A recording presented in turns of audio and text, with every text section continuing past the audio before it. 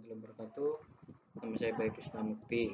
Di sini saya akan mempresentasikan tentang mata kuliah keamanan informasi. Langsung saja. Di sini tentang TLS atau Transport Layer Security. Kemudian ada SSL atau Secure Socket Layer. Itu versi lama dari TLS atau Transport Layer Security. TLS sendiri itu menyediakan jalur komunikasi klien server dengan aman karena komunikasinya nanti akan dienkripsi. Jadi antara komunikasi yang terjadi itu akan dienkripsi. Tersedia 4 versi TLS. Ada TLS 1.0, kemudian 1.1, 1.2, dan yang terbaru 1.3. Itu di tahun 2018.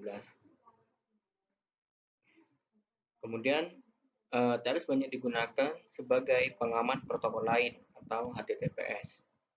TLS agak sulit dipetakan tiap layernya karena menggunakan TCP pada transport layernya dan biasanya letaknya berada di atas transport layer. Kemudian ada handshake TLS 1.2 client hello. Pertama ada random number, kedua ada algoritma yang didukung oleh klien. Kemudian ada juga server hello. Pertama juga random number dan yang kedua algoritma yang sudah dipilih.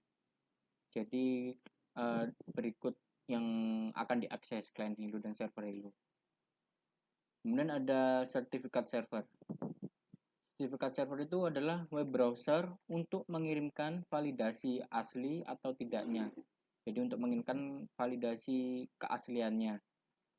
Bisa berlangsung dengan aman, tidak ada MITM atau man in the middle. Klien bisa memastikan keaslian dari server.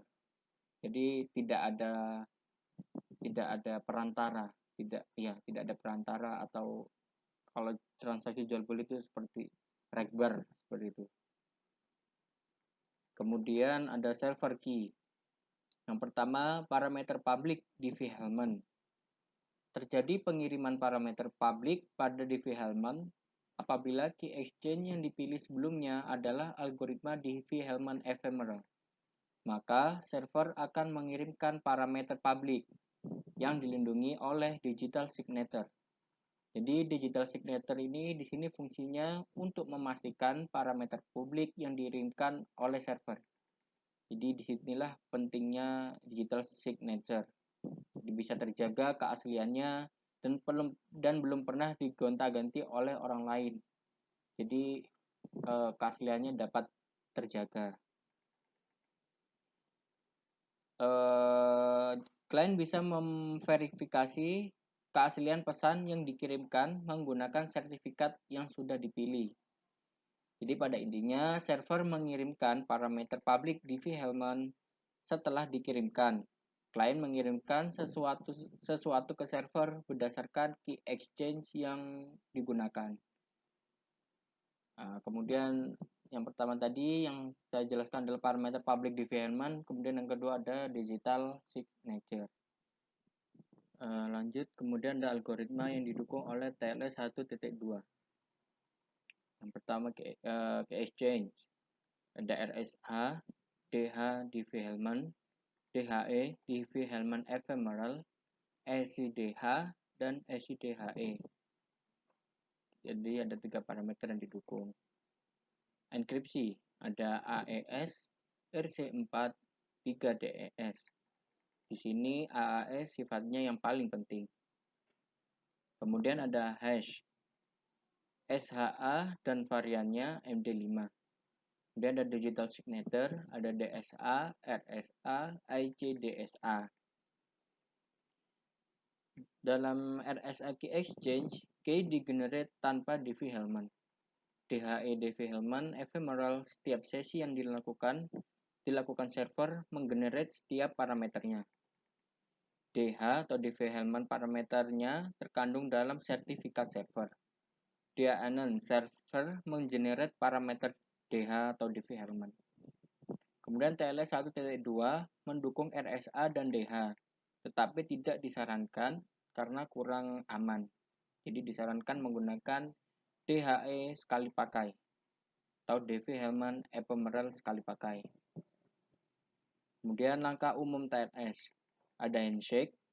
Pertama, mengautentikasi terhadap server, mencegah MITM atau server palsu. Apa itu MITM? MITM adalah man in the middle, singkat MITM. Berfungsinya sebagai untuk melihat keaslian situs yang diakses. Kemudian yang kedua ada persetujuan key untuk enkripsi selama sesi berlangsung. Berfungsi sebagai agar komunikasi bisa berjalan dengan baik sesuai dengan key yang sudah disepakati. Jadi komunikasi yang terjadi itu bisa sesuai dengan key yang sudah disepakati kedua belah pihak, pengirim dan penerimanya. Kemudian ada digital signature.